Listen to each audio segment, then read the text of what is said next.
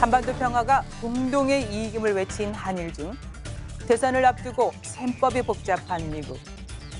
적극적인 군사 협력을 강화하는 중러. 한반도를 둘러싼 복잡한 이해관계 속에서 유능한 안보, 튼튼한 국방을 어떻게 구현해 나가야 할까요? 국방 포커스 10년 특집 제1부 2020년 한반도 정세 시작합니다.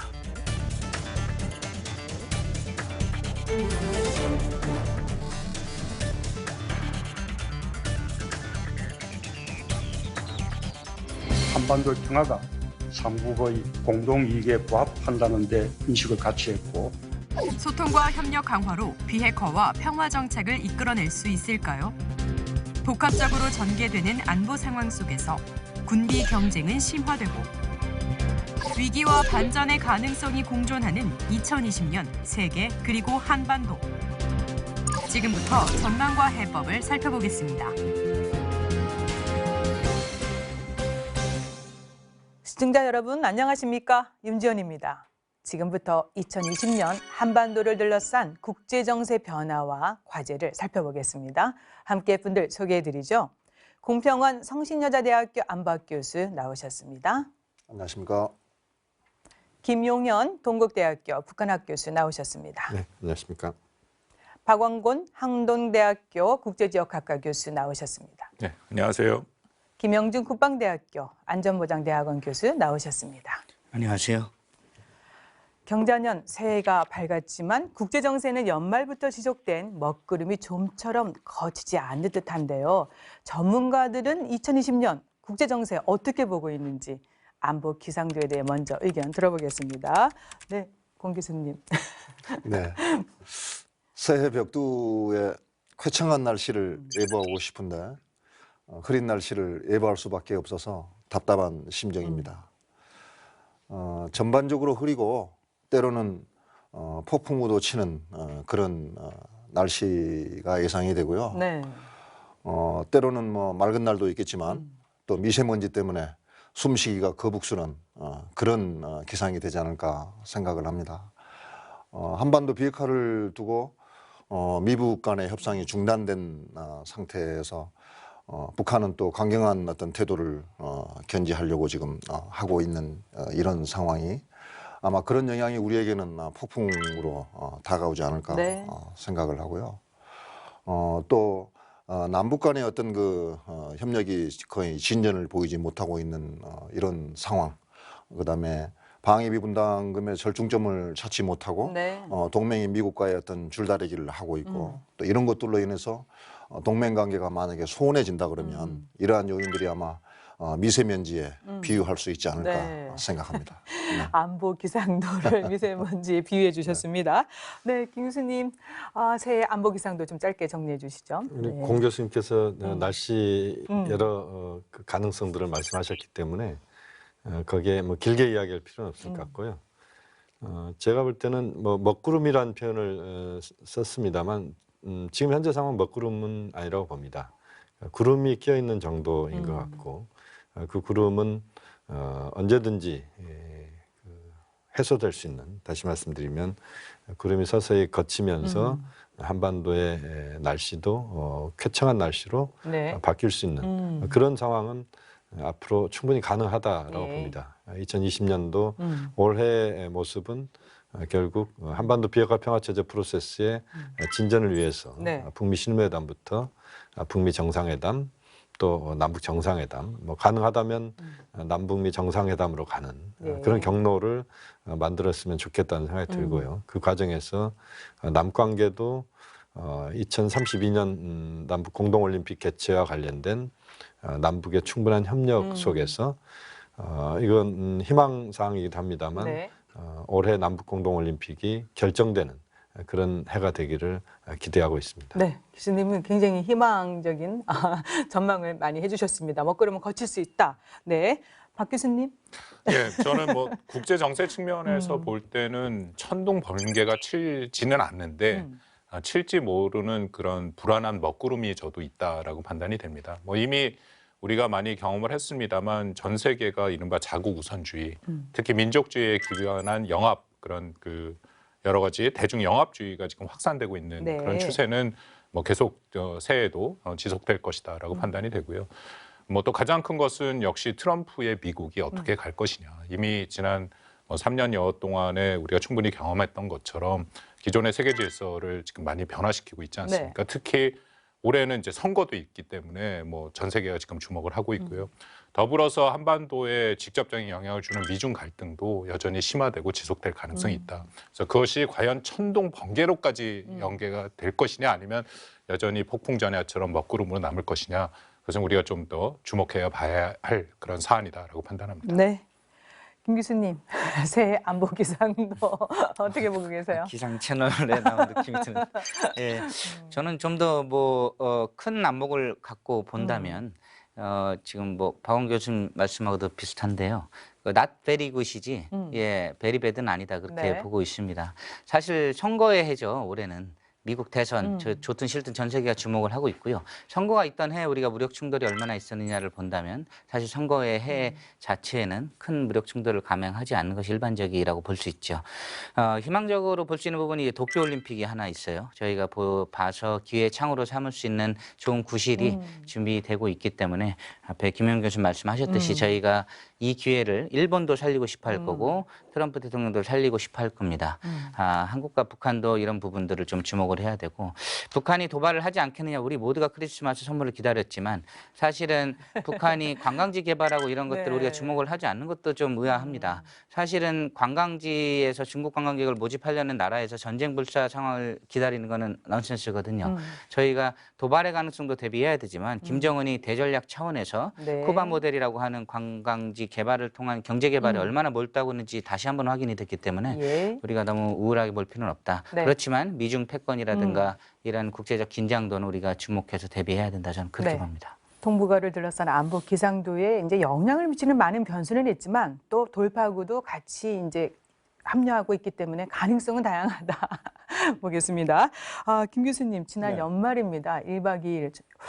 정말 많은 분들이 기대했던 정말 숨가쁜 한일중 정상이 만나서 정말 뭐 반가운 소식이었습니다. 예, 네, 그래서요, 1년 3개월 만에 그래도 만났습니다. 연말을 잘 장식했는데 네. 어떻게 보셨습니까?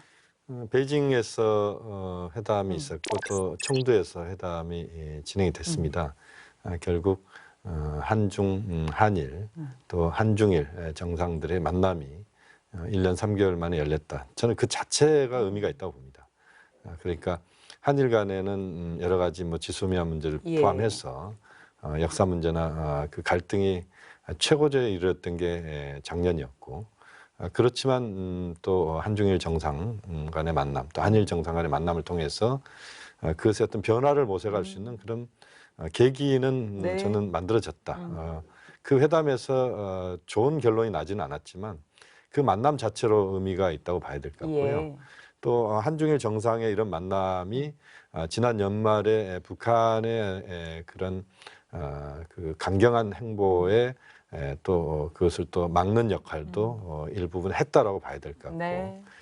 결국 한반도 비핵화 평화체제 프로세스를 풀어가는 데 있어서 한중일 협력이 얼마만큼 중요한 것인지 네. 이런 것들을 다시 한번 확인할 수 있었다. 그리고 2020년 올해 한일 관계를 개선시킬 수 있는 그런 중요한 분기점이 됐기 때문에 네. 또 한중 간의 협력을 통해서 북한과의 앞으로 한반도 비핵화 문제를 풀어가는데 한중의 협력이 얼마나 또 중요한지 또 앞으로 많은 중요한 그 일정들을 한중이 만들어내면서 2020년도를 좀 새롭게 변화시키는 네. 그런 계기가 됐다. 이런 점에서 지난 한중일 정상회담은 굉장한 의미가 있었다고 봐야 됩니다. 네. 1년 3개월 만에 정말 국적으로 삼국의 정상이 만났습니다. 이 모멘텀이 쭉 이어졌으면 좋겠습니다. 네. 교수님 어떻게 보셨어요? 네, 우리 김 교수님께서 큰 그림을 말씀해 주셨으니 저는 우리가 한반도 안보에 대해서만 좀 국한해서 말씀을 드리자면 가능성과 한계를 동시에 보여준 회담이었다라고 생각을 합니다. 네. 그 가능성은 한중일 삼국이 한반도 비핵화를 놓고 미북 간의 대화의 모멘텀이 계속해서 유지돼야 된다라는 점에 대해서 동의했다는 것은 일부 가능성을 보여준 것이고요. 예. 어쨌거나 한반도 비핵화가 3개국의 국가 이익에 공통적인 어떤 그런 면을 가지고 있다라는 것을 인정하고 합의했다라는 그런 의미가 있는 것이고요. 그 한계라고 하는 것은 그 방법론에 있어서 중국과 그 일본이 약간 미묘한 온도차를 보였다는 것입니다. 즉 네. 중국은 북한이 2년 동안 핵실험을 동결해 오고 있다는 것에 대해서 대북 제재 완화를 일부 완화해야 된다라는 입장인 반면에 또 일본 같은 경우에는 유엔의 그 안보리 제재를 완벽하게 이행을 해서 계속해서 북한을 압박해야 된다라는 그런 입장에 있는 것은 앞으로 북한의 비핵화에 대해서 3개국이 끝까지 어떤 공동 전선을 형성하는데 네. 곤란이 있지 않겠느냐라는 또 면을 보여준 데 있어서는 한계를 보여준 그런 회담이었다고 생각합니다. 네, 정말 꼼꼼하게 잘 분석해 주셨습니다. 박 교수님, 이번 8차 한일중 정상회담을 계기로 향후 10년간 3국의 어떤 협력 비전이랄까요? 이제 이렇게 나왔는데 사실 논의와 조율까지 진통을 겪기도 했습니다. 주요 내용이라든가 우리가 눈여겨보아야 될 대목이 있다면 좀 짚어주시겠습니까? 예, 그렇습니다. 이게 2008년에 시작이 됐거든요. 근데 올해가 8차입니다. 사실은 매년 해야 되는데 매년 하질 못했기 때문에 그래서 이번에 이제 앞으로의 10년을 어떻게 갈 것이냐 하는 비전이 나온 것은 상당히 의미가 있다라고 네. 판단이 되고요. 총 8개 항으로 구성이 돼 있습니다. 그중에 우리가 주목해야 할 건 첫 번째 항은 방금 말씀드린 것처럼 정례화하자. 이게 정치 상황에 따라서 지금 만났다 안 만났다 하는 그런 상황이 반복되니까 앞에서 말씀해 주신 것처럼 이렇게 회담을 하는 것 자체도 굉장히 큰 의미가 있지 않습니까? 네. 그래서 앞으로 이것은 정례화해서 계속 가야 된다라는 게 첫 항에 들어와 있고요. 두 번째 항이 이제 좀 민감한 부분인데 한반도 문제에 대해서 앞에 이제 공 교수님 말씀해 주신 것처럼 한중일이 조금씩 다른 시각을 분명히 갖고 있지 않습니까? 네. 그래서 어떻게 같이 아울러서 하느냐 했는데 결국 발표된 내용들 보면 우리가 뭐 흔히 그 동의할 수 있는 내용들이 들어가 있습니다. 예를 들어서 한반도의 완전한 비핵화와 항구적 평화를 달성할 수 있도록 노력한다. 이제 그런 내용들을 포함을 했고요. 세 번째가 사실 저는 가장 주목을 하는데 한중일 회담에서 요즘 최근 중국이 계속 미중 간의 갈등에서 뭔가 중국의 정당성을 부여하려고 하는 그런 여러 가지 그 행위들을 하고 있지 않습니까? 사방에 이제 그 내용들이 좀 들어가 있습니다. 뭐 이런 내용들이 있죠. 개방적이고 호혜적인 협력을 지지한다. 더불어서 규범 기반 다자 무역 체제의 중대한 역할을 이해한다. 사실 지금 미국이 이런 일방주의적으로 무역 전쟁을 하고 있으니까 네. 이런 내용들이 포함이 돼 있다라는 것에 우리가 좀 주목할 필요가 있고요. 나머지 내용은 이제 국제 의제들 우리가 뭐 유엔에서 했던 새천년 개발 계획 이후에 지속 가능한 성장에 대해서 한중일 핵심 국가니까 앞으로 어떻게 이것을 더 적극적으로 해나갈 것인가 하는 내용들이 포함되어 있다. 그렇게 보시면 될 것 같습니다. 네. 그런데 말입니다. 한국에게 일본이 왜 필요하냐? 의문을 제기하는 국민들이 참 많습니다. 경제적인 인연의 끈을 일본이 직접 끊었으니 굳이 관계 회복을 위해 노력할 필요가 있느냐라는 비판의 목소리가 여전히 높습니다. 그래서요, 교수님 정말 꼭 필요합니까? 이런 질문을 좀 많이 주변에서 물어오니까. 어떤 존재일까요? 네. 예, 어려운 질문을 저한테 주셨는데 네. 예, 꼭 필요한 존재죠. 저는 비교를 하면은 사실은 저희는 같은 자궁에서 큰 같은 그 형제라고 볼 수 있죠. 자유민주주의라든가 인권, 포스트 95라고 하는 그 2차 세계대전 이후에 미국식 인권과 자유민주주의 선거제도로 뽑힌 그 제도를 공유하는 떼어놓을 수 없는 관계지요. 역사적인 문제들이 우리가 지금 응어리가 져 있는데요. 네. 저는 굳이 표현을 하면 우리가 싸움이 일어났지만 이건 시댁이라기보다는 친정에 가깝다. 제가 무슨 말씀이냐면 시댁 식구랑 싸우면 영원히 멀어질 수 있지만 친정 식구랑 싸우면 죽으나 사나 찾게 됩니다. 시댁에서 예. 섭섭하겠는데요. 왜 남자라서 그렇게 말씀드린지 모르겠는데 일본하고는 같이 갈 수밖에 없고요. 일본 국민들 싫어하는 사람 아무도 없죠. 저희 개인적으로도 굉장히 많은 교류도 갖고 있고 로컬 레벨에서 학교, 아이들, 문화 교류 계속 살아 있습니다. 제가 어려운 문제들 많이 남아 있지만 일본하고는 계속 가야 되고요. 저희가 같은 가치를 공유하고 있는 이상 일본과는 여러 가지 역사 문제들을 잘 해결해서 도쿄올림픽이 또 있기 때문에 여러 가지 응어리들을 잘 치유할 수 있는 그런 기회들 살릴 수 있다고 봅니다. 예, 스포츠 외교를 통해서 또 소통이 더 강화되는 기회가 됐으면 좋겠는데요. 또 이런 의견도 있습니다. 일본의 한국에 대한 수출 규제 강화 이후 오히려 우리 나라보다는 일본이 경제적 타격이 크기 때문에 불매운동 완화와 함께 관계 개선이 이루어질 것이다. 근데 또 아니다. 아베 내각의 반한 감정 부추기, 일명 한국 때리기가 올해도 반복될 수 있다. 이런 다양한 의견이 있는데요. 이제 공 교수님 의견을 듣겠습니다. 어떻게 바라보고 계십니까? 네. 최근 자료들을 보면 확실히 일본이 저희보다는 더 큰 손해를 보고 있는 것으로 보입니다. 일단은 수출 규제 이후에 일본에 대한 수출은 한 150억 불이 줄어서 한 15% 정도, 14% 정도의 감소를 보였고, 우리의 대일 수출은 이후에 한 98억 달러, 7% 정도 감소한 결과를 보여줍니다. 네.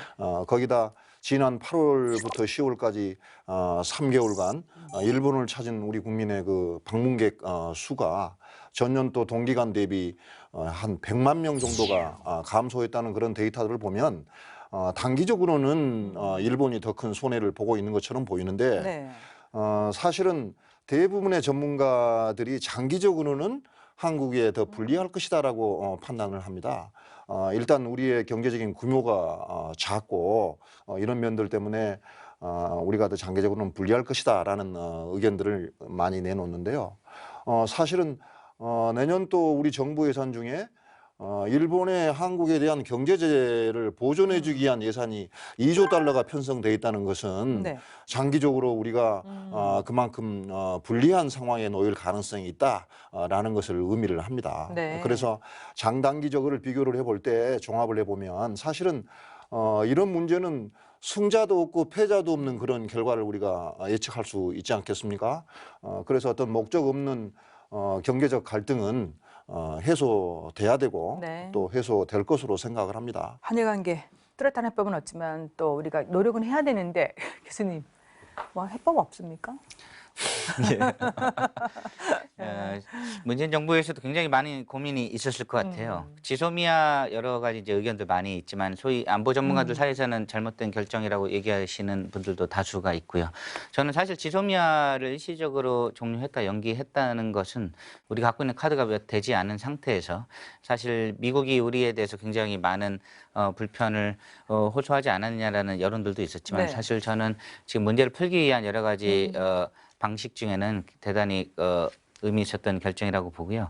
저희가 사실 아까 가족 말씀드렸지만 네. 가족끼리 어떤 계기가 있고 있어야 이런 문제들을 푸는데 대부분 이제 응어리진 마음들을 서로 대화를 통해 풀고 그런 자리들이 있어야 되는데 다행히 도쿄올림픽이 또 있습니다. 그리고 네. 일본이 북한 비핵화 문제에 대해서 굉장히 소외됐던 이 시기가 있었죠. 1년, 2년 넘게. 그리고 북한에 대해서 정상회담을 많이 제의했었는데 김정은 위원장이 받아주질 않았었잖아요.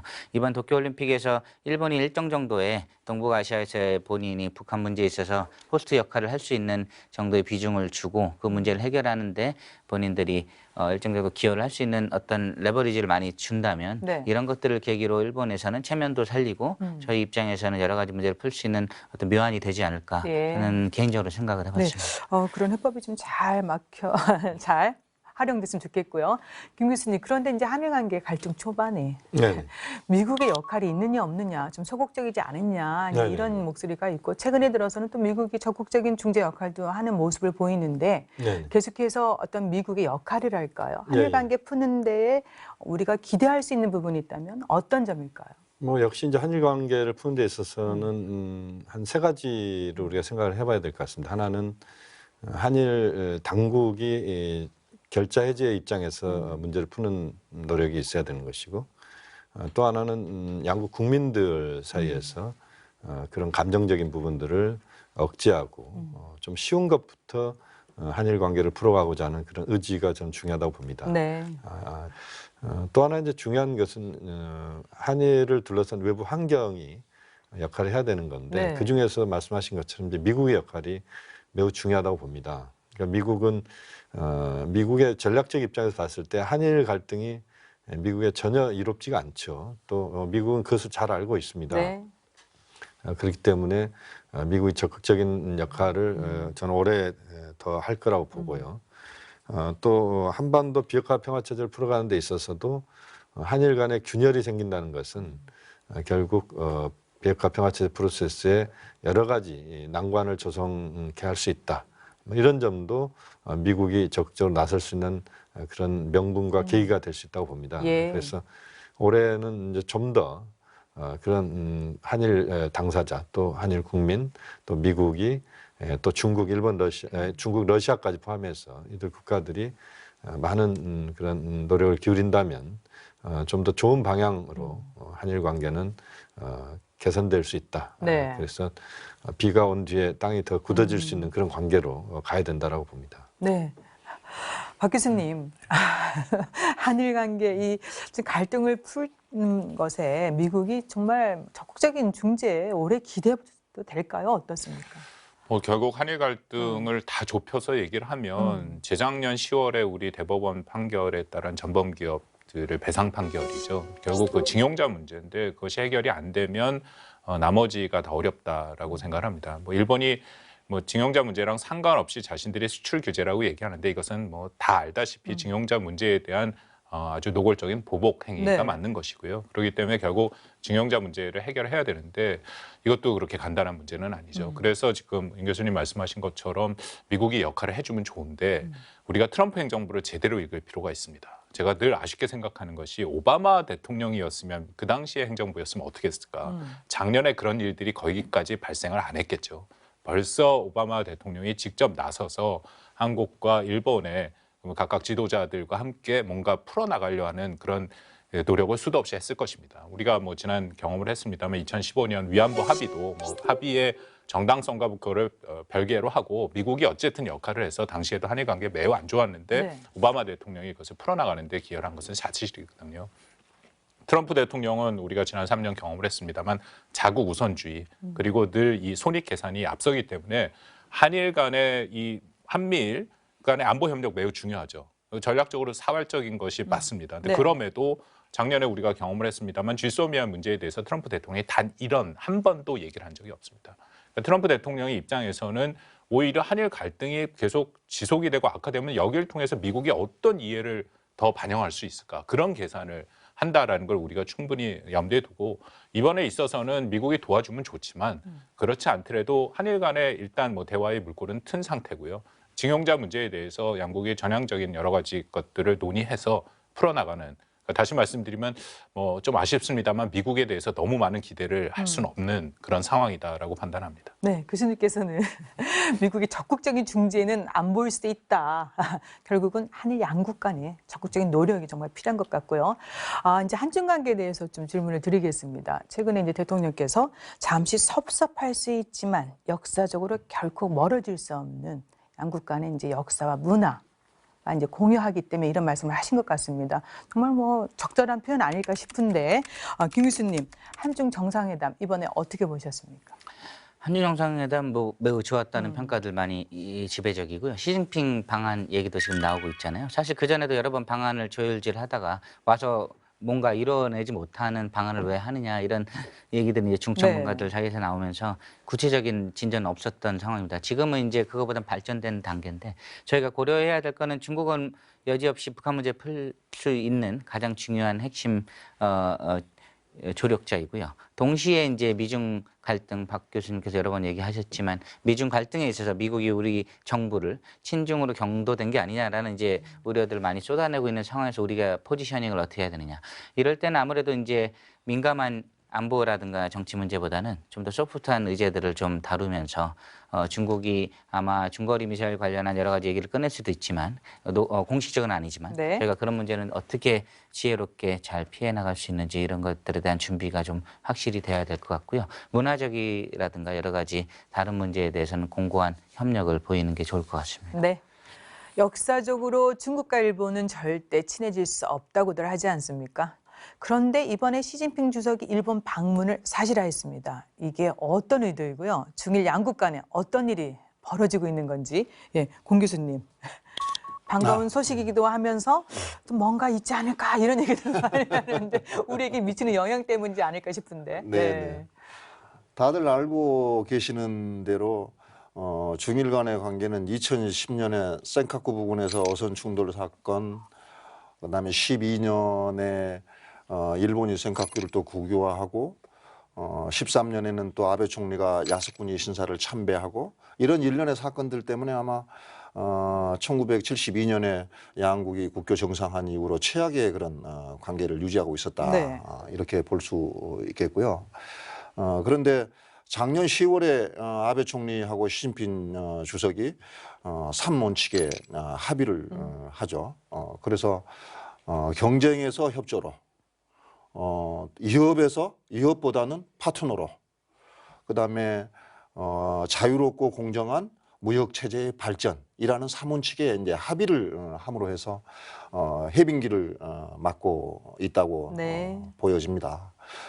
그렇지만 이러한 어떤 그 중일 간의 접근은 사실은 트럼프 행정부의 자국 우선주의, 미국 우선주의가 아마 자극을 하지 않았느냐, 저는 그렇게 봅니다. 큰 틀에서 보면 중국 입장에서 본다고 그러면 일본과의 어떤 그 협력을 함으로 해서 미국과의 어떤 무역 전쟁에 대항하고자 하는 그런 의도가 있을 것이고, 또 일본 입장에서 본다고 하더라도 중국과 협력을 강화함으로 인해서 미국의 어떤 그 통상 압력, 예.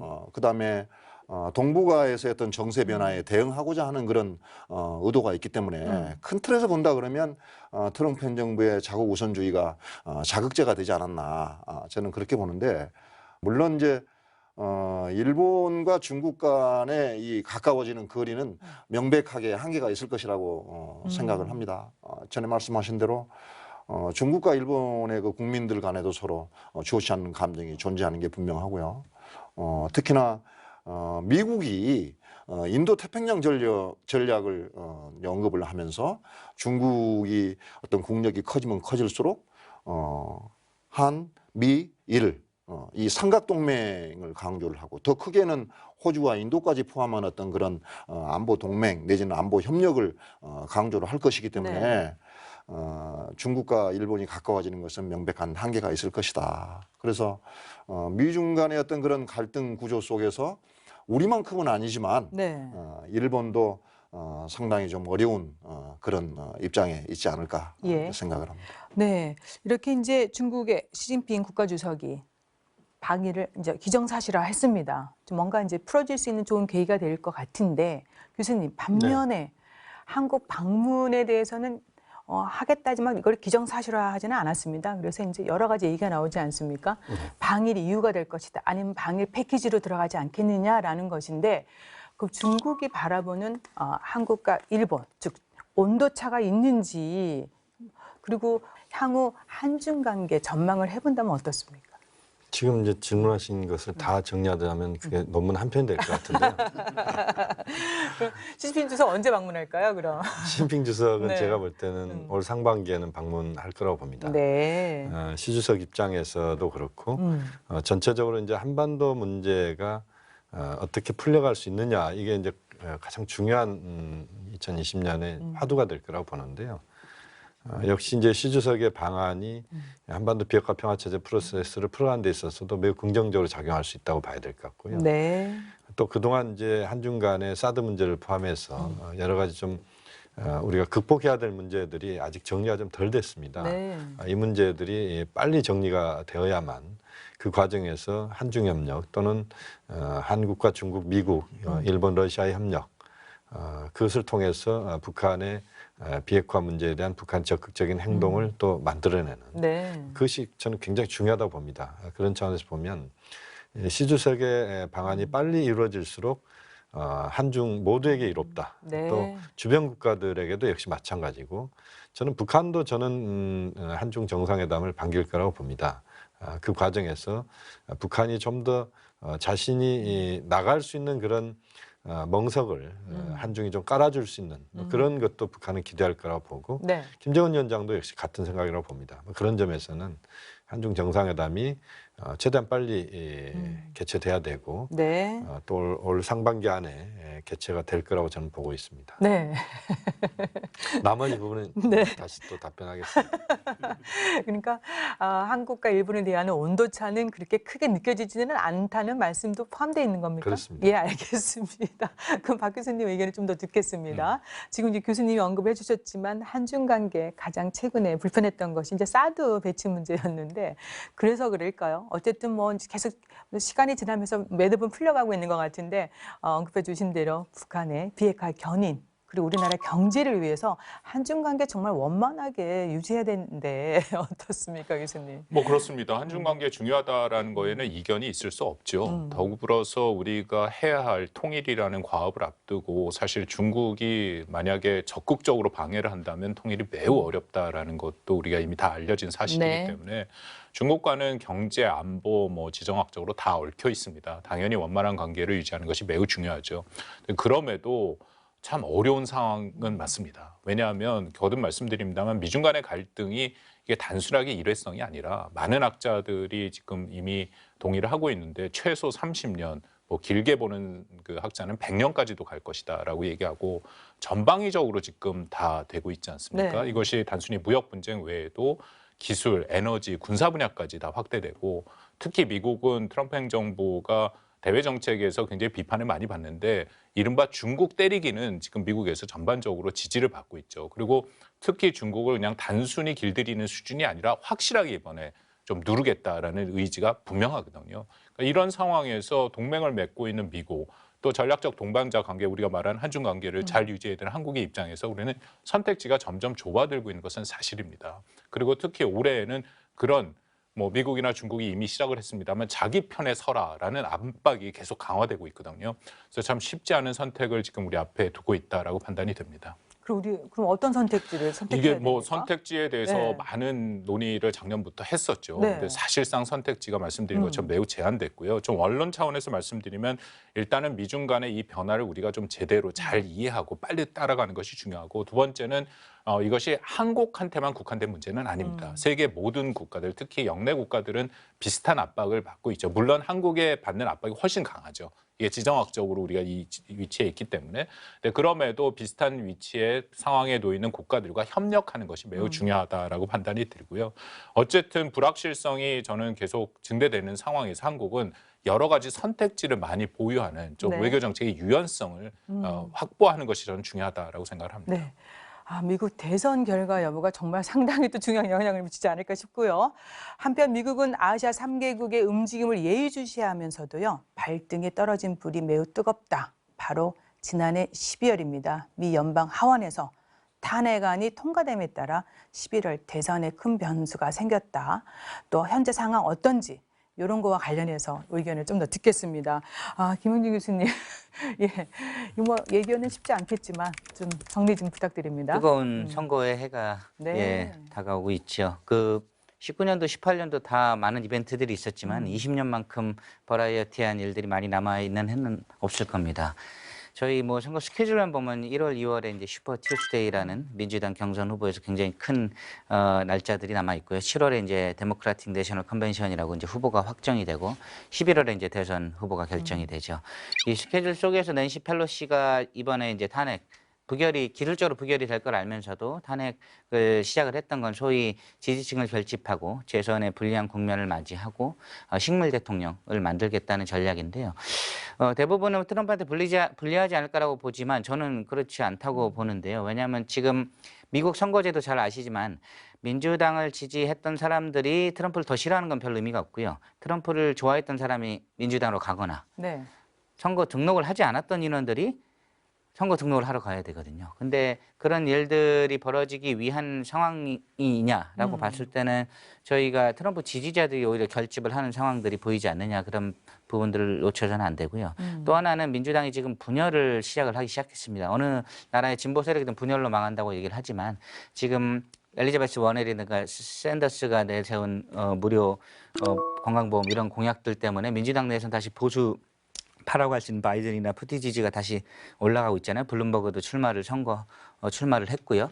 민주당이 다시 만약 선거 경선 국면에서 갈등이 봉합되지 못한다면 굉장히 본인들한테는 불리한 국면들이 또 있을 겁니다. 네. 그리고 소위 말하는 스윙 스테이트 같은 곳에서는 여전히 트럼프에 대한 지지가 철회가 되지 않고 플로리다나 오하이오에서 결정이 되는데 여전히 트럼프한테는 그렇게 나쁜 여론만 나타나고 있지는 않습니다. 그런 면에서 볼 때는 우리가 미국 선거를 바라보면서 우리의 국익 설정을 위한 여러 가지 준비를 할 때 민주당도 우리가 대비를 해야 되겠지만 네. 트럼프 2기를 맞이하는 국면에서 우리가 또 여러 가지 셈법들을 고민을 해야 되겠죠. 네. 그러니까 이제 미국 대선까지는 그래도 긴 시간이 남아 있습니다. 그래서 여전히 대외 정책 우리 준비를 해야 되는데 박 교수님, 뭐 트럼프 대통령 하면은 돈과 표가 되는 일에 앞뒤 가리지 않고 적극적인 행보를 보여주는 거 우리가 잘 알고 있는데 그러니까 이 대외 정책에 이제 많은 영향을 우리는 받을 수밖에 없습니다. 미국이 어떤 행방으로 이제 가느냐에 따라서 영향을 받는데 역시 이제 예측이 어려운데 교수님은 어떻게 판단하고 계십니까? 뭐 그렇습니다. 트럼프 행정부의 흔히들 얘기하는 특성 중에 하나가 예측이 불가능하고 일관성이 없다라고 얘기하는데 사실 대외 정책을 보면 몇 가지 아주 기본적인 원칙을 정말 일관성 있게 해나가죠. 말씀드린 것처럼 돈과 그런 문제에 대한 계산이 빠르고요. 일단 가장 핵심은 자국 우선주의입니다. 뭐 다른 무엇보다도 미국을 우선하겠다. 특히 단기 경제적 이해를 추구하겠다라는 확고한 원칙을 계속하고 있고 그건 앞으로도 계속 진행이 될 거라고 판단이 되고요. 두 번째는 우리도 충분히 경험을 했습니다만 동맹국과 우호국에 대한 책임과 비용 증대를 네. 계속 거칠게 요구하는 거. 미국이 트럼프 대통령이 여러 번 얘기했습니다. 더 이상 세계 경찰의 역할을 하지 않겠다. 그러니까 안보 공공재를 제공하던 걸 이제 돈을 받고 특히 우호국과 동맹국이 이 책임을 나누는 그런 또 압박은 계속될 것이고요. 뭐 우리 계속 얘기했던 미중 간의 그런 견제, 중국을 견제하는 그것도 지속될 가능성이 크고 또 하나는 트럼프 행정부에 나타나는 특징 중에 하나가 이념과 가치가 중요하지 않죠. 이익이 되면 이합 집산이 다 가능합니다. 예. 그렇기 때문에 미국 내에서 그렇게 반대를 함에도 독재 국가, 뭐 예를 들어서 그런 권위주의 국가 푸틴과도 좋은 관계를 유지한다라는 얘기를 계속하고 있고요. 그것도 지속이 될 수 있고 마지막 하나는 트럼프라는 것이 하나의 현상으로 끝나지 않는다라는 거에 이제 이미 다 동의가 되고 있습니다. 그 의미는 트럼프의 재선 여부 상관없이 미국의 큰 대전략의 방향은 이미 방향을 틀었다라고 보는 게 맞다라는 판단이죠. 물론 트럼프처럼 이렇게 거칠게 요구하지 않지만 몇 가지 말씀드린 중국과의 견제, 특히 동맹국가 우호국의 책임 증대 그것은 트럼프 이후에 민주당이 되더라도 네. 누가 되더라도 지속될 가능성이 크다라는 거고요. 마지막으로 대선에서 과연 대외 정책이 얼마만큼 미국에서 영향을 미치느냐. 뭐 모든 선거 한국도 마찬가지입니다만 크게 영향을 주지 못합니다. 네. 지금 트럼프의 지지층 같은 경우에는 차돌 지지층이라 해서 43% 내외거든요. 트럼프가 뭘 하든 무슨 말을 하든 무조건 지지하는 층이 네. 43%고요.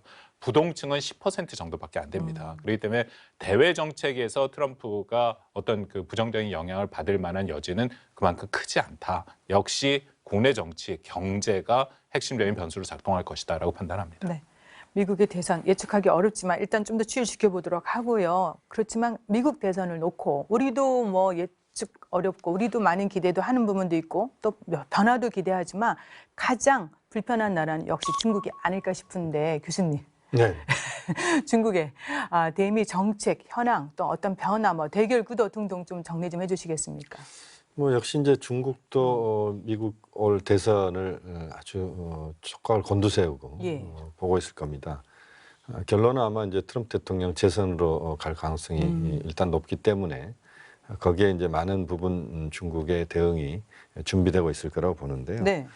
한 가지 좀 희망적인 부분은 미중 간의 무역 갈등이 큰 틀에서는 좀 일단 봉합이 좀 되고 있다는 그 부분은 중국으로서도 상당히 좀 대미 관계를 풀어갈 수 있는 그런 여지가 생겼다. 네. 이렇게 판단할 것 같고요.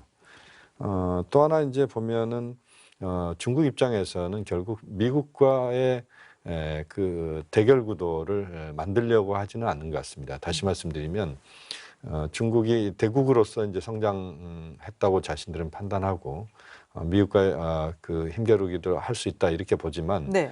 전술적인 측면에서는 여전히 중국은 좀 유연성을 발휘하면서 미국과 좀 비껴가는 이런 모습들을 좀 보이는 것 같습니다. 예. 뭐 그런 차원에서 올해도 역시 미국과의 대결 구도라고 하는 측면에서 봤을 때는 중국은 강원 양면 전술을 쓸 것이다라고 봅니다. 때로는 이제 미국과 직접 맞서는 측면도 있고 예. 그러면서도 그 직접적인 그런 강경책보다는 좀 더 우회하거나 네. 돌아가면서 미국과 또 비율을 맞추는 부분도 있을 것이다. 또 그 시진핑 지도부 입장에서는 올 미국 대선 국면을 그 관리하는 그런 차원에서 네. 특히 이제 그 온건한 전략들을 좀 쓸 가능성도 있다라고 보고요.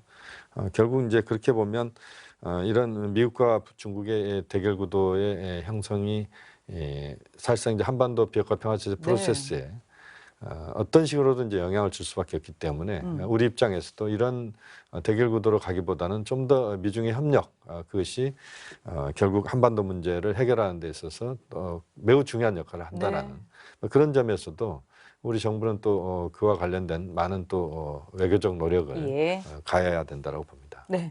같은 맥락입니다. 사실 우리한테 가장 중요한 게 미중의 관계 개선을 통해서 한반도 비핵화 이 수순이 좀 빨리 좀 진일보하는 그런 모습을 보였으면 좋겠는데 그래서요, 교수님 좀 예, 미중 과연 우리에게 어떤 영향을 미칠 수 있을지. 예. 네, 우리 김 교수님께서 말씀하신 것은 저는 우리의 희망사항이지 않을까라는 생각이 듭니다. 미국이 중국에 대한 어떤 그 강한 무역 전쟁은 사실은 경제 문제 때문만은 이것은 아니다. 실제로 미국이 9/11 이후에 테러와의 전쟁에 이렇게 몰입해 있는 동안에 어떤 그 미국 중심의 어떤 패권 질서가 느슨해지는 틈을 타서 중국이 나름 영향력을 계속해서 확대를 해왔다. 네. 미국은 그렇게 보고 있는 겁니다. 그래서 예를 들어서 중국은 지부티에다가 해외 첫 군사기지를 건설하는 등 어떤 성과를 일부분 보고 있었죠. 여기에 대해서 미국은 이제 확실하게 눌러놓겠다라는 아마 생각을 하고 있는 것으로 보입니다. 그래서 이게 굳이 투키디스 출입을 들먹이지 않더라도 이 미국의 인도 태평양 전략은 명백하게 중국을 겨냥한 것이라고 저는 개인적으로 생각을 합니다. 그래서 그런 면으로 본다고 그러면 미중 간의 어떤 그런 갈등은 우리의 어떤 희망 어떤 그 하는 방향하고는 좀 다른 방향으로 흐를 가능성이 높다. 그래서 물론 미중 간의 어떤 그 경제도 서로 의존성이 강하고 또 지금 당장은 어떤 중국이 미국의 국가 안보에는 직접적인 어떤 위협은 아닐 것이기 때문에 단기적으로는 어떤 협력의 가능성도 있지만 장기적으로는 계속해서 갈등의 관계가 더 악화되는 쪽으로 갈 것이라고 저는 봅니다. 네, 교수님 의견 이게 좀 어느 쪽으로 우리가 추를 잡아야 될지 뭐 아직은 불확실하지만 관계 개선을 위한 노력에 우리의 또 방향 설정에는 많은 영향을 미치는 거는 어쩔 수 없습니다. 물론 모든 국민이 미중 관계 개선으로 가길 다 원하겠죠. 그런데 이제 미국과 또 러시아 관계도 만만치가 않습니다. 김 교수님, 지금 지난해 보면 미러 관계 역시 불편했습니다. 특히 이제 그 걸림돌이 됐던 게 이제 INF 조약 파기 이후에 이제는 계속해서 미러 관계 이렇게 불협화음은 또 중국과 러시아의 군사 협력으로 이어졌는데 올해 어떻게 중러 관계 보고 계십니까? 이제 미러 관계의 갈등 속에서. 중러 관계 굉장히 지금 밀접하게 가고 있다고 다들 보고 있고요. 저도 워싱턴에서 굉장히 그런 용역 과제들이 굉장히 많이 싱크탱크 사이에서 커지고 있습니다. 저도 MBR이라는 싱크탱크의 중러 군사 협력에 북한의 어떤 입장 관련해서 보고서를 같이 한 적이 있는데요. 네.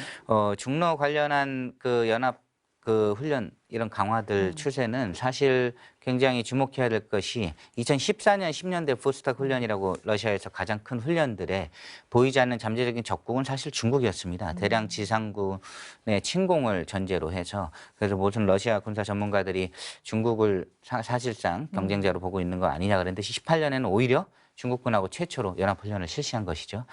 그리고 아시는데 국방장관, 중국과 러시아 국방장관이 만나서 서로 병력들을 독려하는 사진들, 서방 세계의 어떤 경악을 금치 못하는 사진들이 연출이 됐습니다. 사실 훈련 규모는 많지가 않아요. 근데 시작을 했다는 면이 굉장한 어떤 반감과 경계심을 불러일으키고 미국에서는 어떤 군부라든가 이런 쪽이 중동 문제에서 이제 탈피해서 다시 한번 중국, 러시아 전통적인 적에게 집중을 하게 만드는 결정적인 계기가 됐죠. 네. 저희 독도 항공에 이제 중국, 러시아 군용기 왔었던 것들이 일부 일환이고요. 저는 이제 포킹 전략이라고 하는 찔러보기, 한미일이 반응을 어떻게 하는지에 대한 전략이 아니었나 보고 있습니다. 그래서 중러는 계속해서 아마 강화되는 추세로 갈 것이고요. 미국은 이에 대한 어떤 동맹국들의 협력을 굉장히 강조하는 네. 분위기로 흘러갈 것 같습니다. 사실 트럼프 2기 때 미러 관계가 좀 회복돼야 되지 않느냐라는 전망들이 많이 있지만 북한 문제도 트럼프 행정부 혼자 마음대로 안 되듯이 러시아 문제에 대한 여러 가지 반감들이 워싱턴 주류 사회에 있다 보니까 제가 보기에 2기에도 미러 관계는 좀 힘들지 않을까. 그렇다면은 중국 러시아가 다시 뭉쳐지는 쪽으로 네. 가서 우리한테도 중국 러시아와 협조하기가 대단히 어려운 상황이 펼쳐질 수도 있다. 그런 식으로 저는 보고 있습니다. 그러니까 중러 밀착은 계속될 것이고 예. 그 사이에 미러 관계는 회복이 쉽지 않다 이런 말씀이시죠. 예.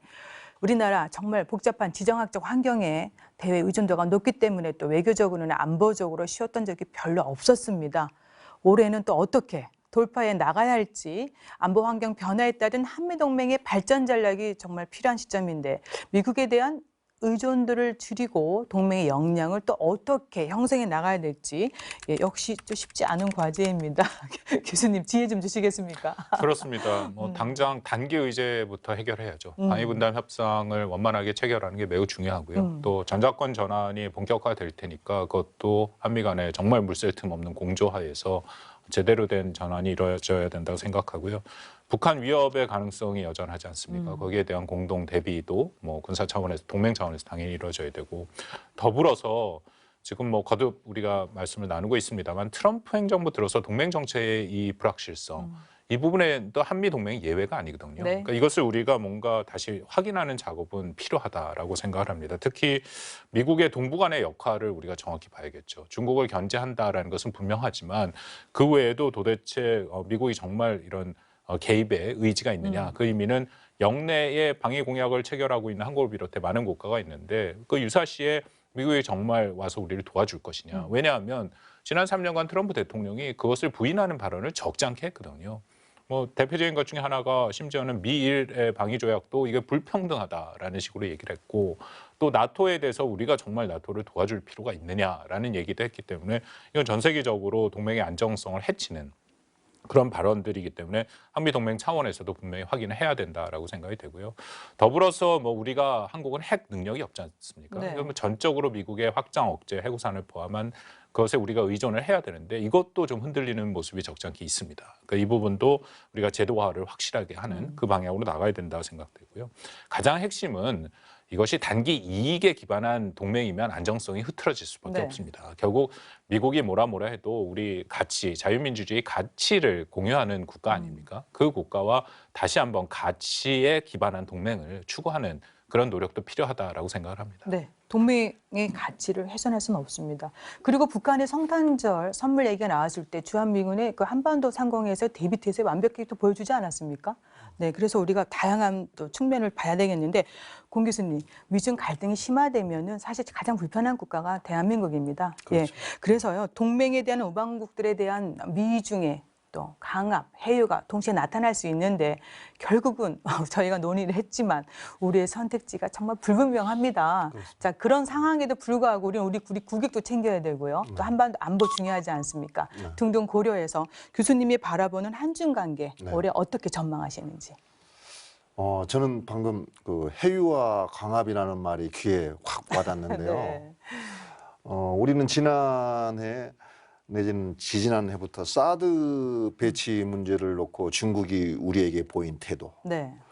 지소미아 종료를 놓고 미국이 우리에게 보인 태도, 여기에서 우리는 정말 강대국이 우리에게 행하는 어떤 그런 파워, 영향력의 행사를 아마 몸으로 체득하지 않았느냐, 저는 그렇게 생각을 합니다. 여기서 우리가 어떤 나가야 될 방향을 잡는다면 국가 안보 이익에 관한 한 중국에 대해서는 우리의 안보 이익이 이렇다는 것을 명확하게 인식을 시켜줄 필요가 있다고 봅니다. 네. 역설적으로 들릴지도 모르지만 오히려 그것이 중국과 한국과의 관계를 더 좋은 방향으로 이끌어 나갈 수 있는 촉매가 될 것이라고 생각을 합니다. 네. 그래서 사실 우리가 중국하고의 어떤 관계 설정에 있어서는 가장 큰 변수가 미중 간의 갈등이죠. 지금까지 계속 얘기해 온 것처럼. 그래서 미국이 정말 그 패권적인 지위를 언제까지 유지할 것이냐. 중국의 발전은 또 어디까지 이를 것이냐.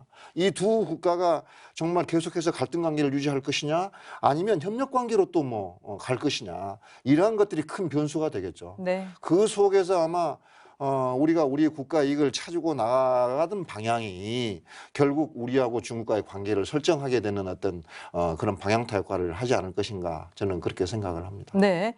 자, 그리고 김 교수님, 이제 한러 관계도 한번 짚어보겠습니다. 올해가 이제 한러 수교 30주년 되는 해기 때문에 그리고 또 푸틴 대통령의 방한 얘기도 계속 나오고 있습니다. 예, 상반기가 될지 후반기가 될지 모르겠지만은 그래서 한러 관계 전망 그리고 또 러시아는 기회의 땅으로 우리에게 또 많이 다가오고 있습니다.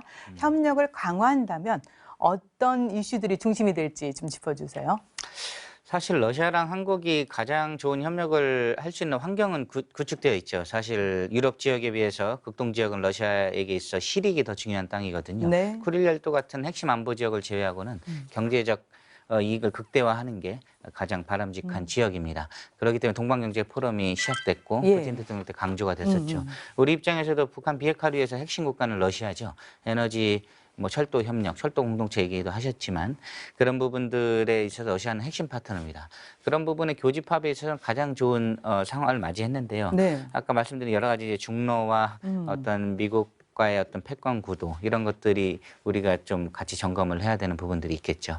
그래서 저도 사실 개인적으로 러시아 대사님도 작년 연말에 이제 뵙고 어떻게 하면 한러 협력을 구체화할 수 있는 방안들이 있겠느냐. 네. 특히 국방 협력이죠. 카디지 같은 사건들을 재발을 방지하기 위해서 여러 가지 협력 방안들을 논의했는데 이것조차도 미국이 이걸 어떻게 볼까라는 측면 때문에 우리가 굉장히 지혜로운 선택을 많이 해야 됩니다. 그럼에도 예. 불구하고 한국과 러시아는 지금보다 더 좋을 수 없다. 좋은 기회를 잘 살리는 것만이 우리가 여러 가지 한반도 비핵화라든가 한러 간의 여러 가지 윈윈할 수 있는 전략을 하기에는 좋은 시점인 것 같습니다. 여러 가지 지혜들이 강구되어야 될 때죠.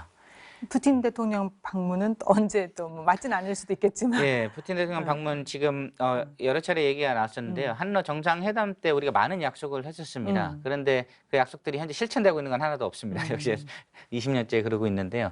러시아 푸틴 대통령도 방한했을 때 시진핑처럼 맨손으로 가지 않기 위해서 방한 시기를 미뤄왔다는 얘기들이 많습니다. 그렇기 때문에 우리가 이번에는 러시아랑 구체적으로 어떤 네. 경제 협력들을 모스크바 혹은 극동 지역에서 투자해서 네. 이것들이 한반도의 평화와 연결시켜 갈 수 있을지 러시아를 통해서 한반도 비핵화를 이루는 노력을 좀 더 신중하게 집중해야 되겠습니다. 네, 한러 수교 30주년이 되는 일이 이제 9월 30일이니까 그 전후로 좀 이런 일이 좀 일어났으면 좋겠습니다. 예. 지금까지 올 한 해 한반도로 둘러싼 국제 정세가 어떻게 변할지, 어떤 상황이 펼쳐질지 전망을 해봤습니다. 불확실성과 다양한 가능성이 공존하는 2020년. 강대국에 둘러싸인 세계 유일의 분단국인 대한민국이 어떻게 헤쳐나가야 할지에 대해서 마지막으로 말씀을 듣겠습니다. 가급적 좀 간단하게 해주면 좋겠습니다. 네, 교수님 먼저 부탁드립니다. 2020년, 2020, 뭐 네. 오랫동안 2020을 이야기를 해왔던 것 같은데요. 뭔가 이제 올해는 성과들이 좀 나와야 된다라고 봅니다. 특히 한반도 비핵화 평화체제 프로세스에 예. 그 프로세스의 실질적인 어떤 로드맵 정도는 우선 나와야 될 것 같고요. 그렇게 하기 위해서는 역시 이제 우리 입장에서는 한반도 비핵화 평화체제 프로세스를 풀어가는 데 있어서 북한과 미국의 최고 지도자들의 그 탑다운 방식에 의한 적극적인 네. 노력, 또 그 과정에서 문재인 대통령께서 중개자, 중매자, 촉진자 역할을 여전히 또 해야 되는 부분이 있는 것 같습니다. 네. 그것이 굉장히 중요한 것 같고요. 그렇게 가기 위해서는 또 한미동맹, 또 한중협력, 네. 저는 양날개로 가야 된다고 봅니다. 그런 노력이 필요한 것이고 남관계에도 복원을 시켜야 됩니다. 남관계가 계속 이런 상태로 가서는 여러 가지 올해 동경올림픽까지 포함해서 네. 계기들이 있기 때문에 네. 좀 변화를 줘야 된다고 보고 네. 그런 차원에서 많은 노력을 네. 우리 정부 당국이 해야 된다고 봅니다. 네. 2020 변화의 해가 됐으면 좋겠습니다. 네. 박 교수님.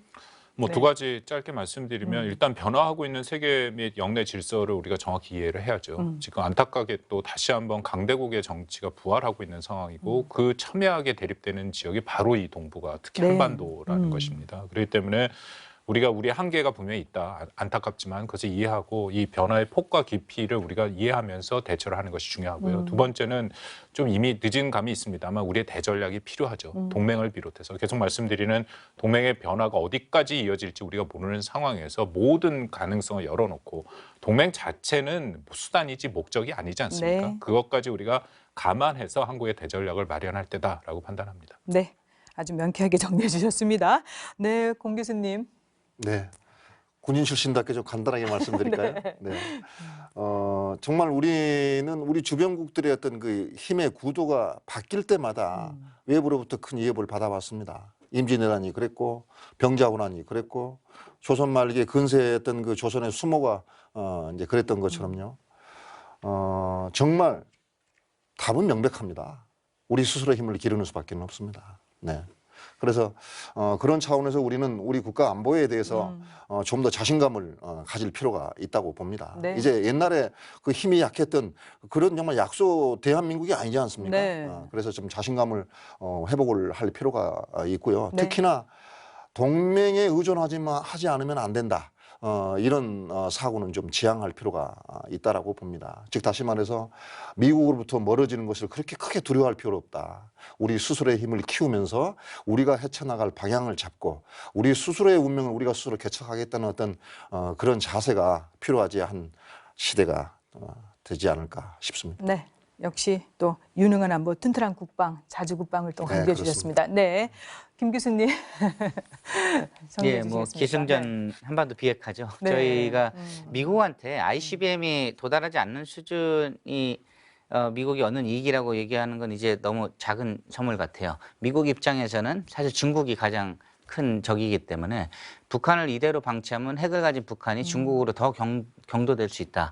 이런 것들에 대한 어필이 좀 필요한 것 같습니다. 그래서 북한이 지금 문을 열고 손을 열고 나왔을 때 북한을 친미국가까지는 아니겠지만 최소한 그레이존으로 만들 수 있는 기회를 우리가 상실할 수 있다. 핵을 가진 북한이 중국하고 완전히 일체화되면 군사동맹 수준으로 발전이 되는 건 막아야 되지 않겠느냐라는 어떤 일종의 한국과 미국의 공감대가 있어야지만 미국의 네. 트럼프 대통령도 이거를 좀 더 진지하게 바라보고 좀 더 적극적으로 임하지 않을까. 저희는 그런 부분에 대해서 조금 더 미국의 국익을 생각해서 북한의 국익도 생각해 주고요. 우리의 국익도 생각해서 이 문제를 풀 수 있는 장을 한번 마련하면 좋겠습니다. 네, 새해 한반도 주변을 둘러싼 국제 정세 쉽지 않습니다. 역시 복잡하고 미묘한 그런 관계가 지속될 것이라고 이제 말씀들을 해주셨는데 역시 한반도 비핵화를 견인할 수 있는 북미 정상회담 또 남북 정상회담이 좀 이어지는 그런 변화와 기대감이 꽉 찬 그런 해가 되기를 좀 소망해 보고요. 역시 한중일 정상이 다시 만났습니다. 지난 연말. 그래서 이것들이 새로운 계기로 이어지는 모멘텀이 될 수 있도록 또 소망을 담아보면서 오늘 도움 말씀은 여기까지 듣겠습니다. 고맙습니다. 2020년 지혜와 총명을 상징하는 흰지해를 맞아 지혜와 역량을 총집결해 위기를 기회로 험난한 국제정세를 극복해 나가기를 기대해보면서 국방포커스 오늘 여기서 마치겠습니다. 시청해주셔서 감사합니다. 다음 주에 다시 찾아뵙겠습니다. 안녕히 계십시오.